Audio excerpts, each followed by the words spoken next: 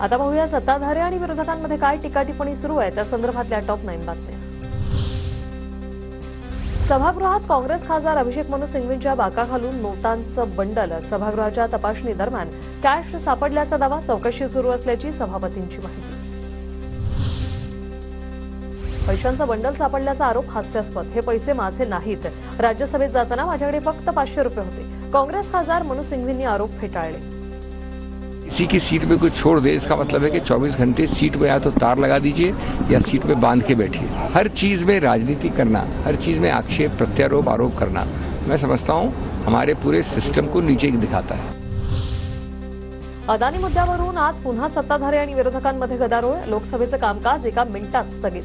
विरोधी पक्षाच्या खासदारांकडून संविधानाच्या प्रती घेऊन निषेध। आंदोलनात राहुल गांधींसह प्रियंका गांधीही सामील। संसद परिसरात राहुल गांधी प्रियंका गांधींच्या नेतृत्वात विरोधी पक्षाची निदर्शनं। तोंडाला काळे मास्क आणि हातात संविधानाची प्रत घेत आंदोलन। मोदी अदानींविरोधात जोरदार घोषणा। एकनाथ शिंदेंना उपमुख्यमंत्रीपदाची शपथ घ्यावीच लागणार होती, कारण भाजपने शिंदेंशिवाय शपथविधीची तयारी केली होती। संजय राऊतांचा दावा।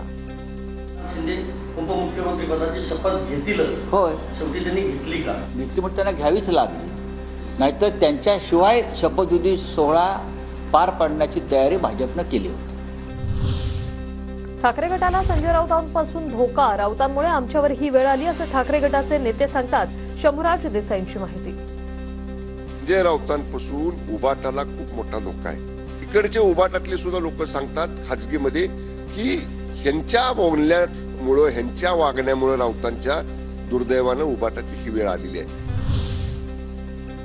उद्धव ठाकरेंच्या सोशल मीडिया पेजवरून शिवसेना शिंदेंच्या पेजला फॉलो, तर शिंदेंकडून उद्धव ठाकरेंच्या शिवसेना ठाकरे पेजला फॉलो। यामुळे चर्चा नवधाण। आम्ही विरोधी पक्षात मात्र मॅन्डेट पूर्णपणे मानत नाही। अनेक लोकांनी फेरमतमोजणीसाठी अर्ज केले। सुप्रिया सुळेंची प्रतिक्रिया। मी विरोधी पक्षात आहोत।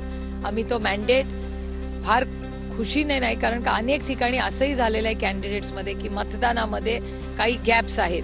त्याच्यामुळे हा मॅन्डेट आम्ही पूर्णपणे मान्य करतो का तर नाही। सरकारच्या मनात मतांची चोरी करणारा डाकू लपलाय। मार्कडवाडीच्या घटनेकडे लक्ष देऊन सुधारणा करण्याची गरज। नाना पटोलेंची टीका।